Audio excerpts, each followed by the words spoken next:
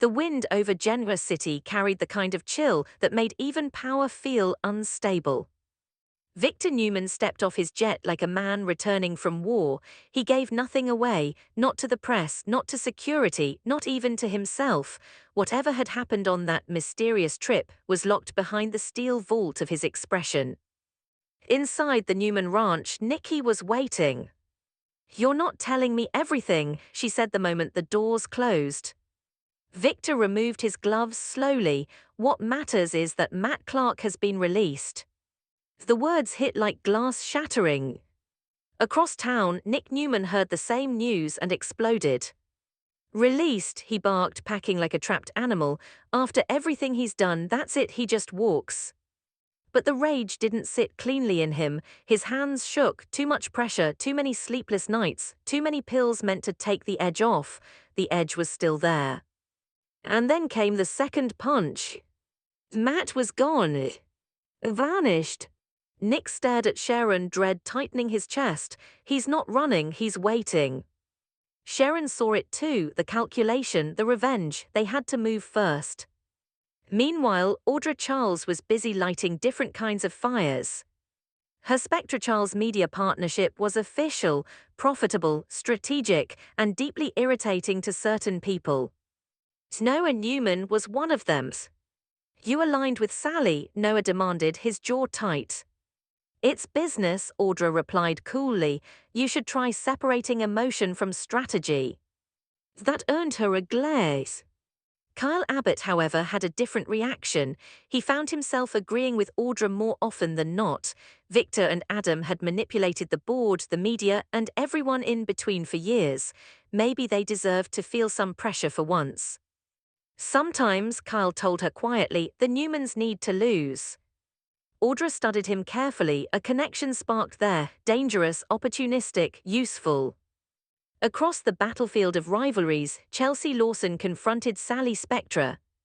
"You think you can just swoop in and take control," Chelsea snapped. Sally didn't back down. "I built something, you left it vulnerable." Audra stepped in before words turned nuclear. "Enough, we don't self-destruct over ego." But she kept a close eye on Chelsea and Adam. If they were planning something to reclaim Newman Media, she would shut it down before the ink even dried. Then came Sienna Bacall.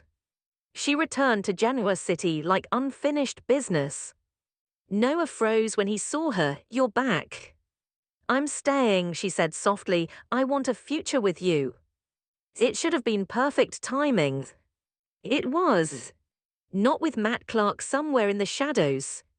Noah tried to hide his worry, but Sienna felt it. "You think this is about him?" "I think he doesn't forgive," Noah admitted. Elsewhere, tension boiled over between Daniel Romalotti Jr. and Phyllis Summers. "You don't get to rewrite history," Daniel shouted. Phyllis's eyes flashed. "I did what I had to do." Kane Ashby chose that moment to approach her. Their history crackled with unfinished sentences and broken alliances.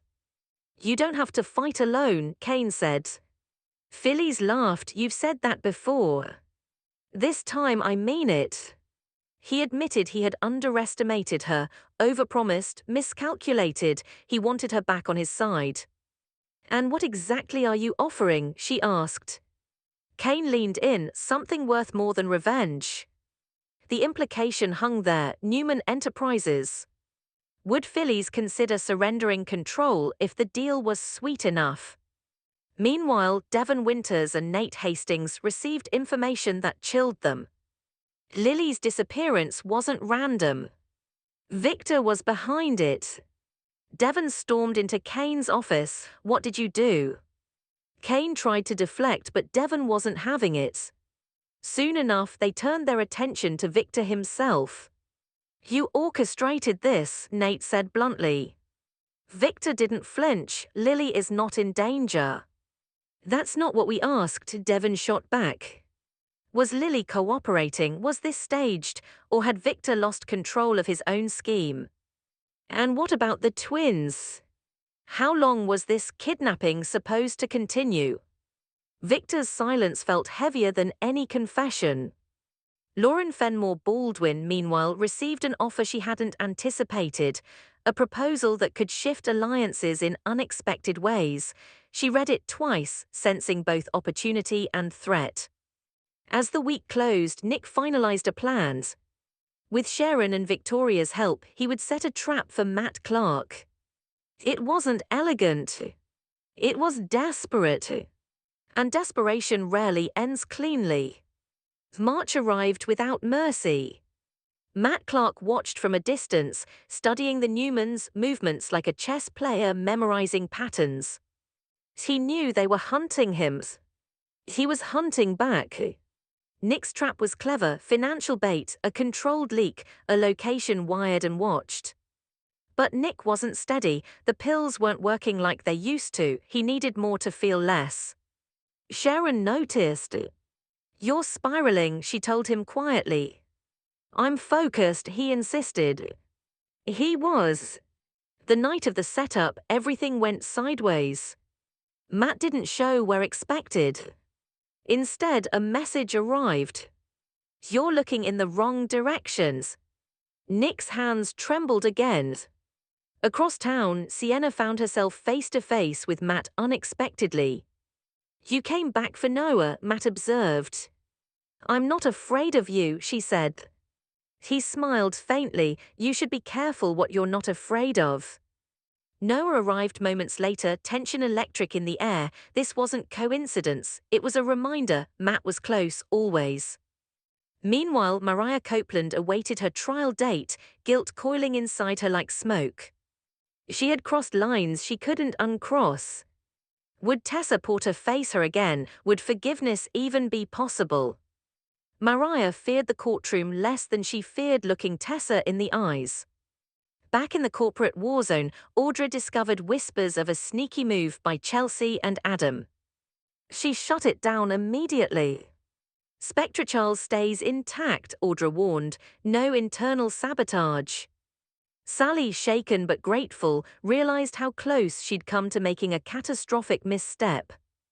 Kyle found himself deeper in Audra's orbit, their alliance growing less professional and more personal. Victor, however, had larger storms to manage. Devon and Nate confronted him again, pressing harder. "If Lily stops cooperating," Nate warned, "this becomes real." Victor's jaw tightened. He had calculated everything. Except Lily's will. If she refused to continue the charade, the illusion of control would collapse. And then there was the question of the twins. Even Nikki began to doubt, "Have you gone too far?" Victor rarely second-guessed himself. But this time silence followed. Kane returned to Phyllis with numbers, concrete incentives, a restructuring proposal that would secure her position without total control. "Give up Newman Enterprises," Kane urged. "Take the deal, we both win." Phyllis studied him. Power was oxygen to her. But survival mattered too. Daniel's words echoed in her mind. So did her pride. In the shadows, Matt made his next move. The Newmans' empire wasn't his only target. Sienna, Noah, anyone who had chosen sides. Nick, fueled by fury and addiction, vowed to finish it himself. "Whatever it takes," he muttered. But Sharon saw the truth. If Nick didn't regain control, Matt wouldn't be the only threat. By the end of the second week, alliances had shifted. Trust had fractured. Victor's carefully constructed scheme teetered. Nick stood on the edge of self-destruction. Sienna questioned whether returning had been a mistake. Mariah braced for judgment. Phyllis weighed ambition against survival. And Matt Clark waited, patient and dangerous, ready for the moment when the Newmans' internal cracks became a fatal break. Genoa City wasn't just bracing for a fight. It was bracing for impact.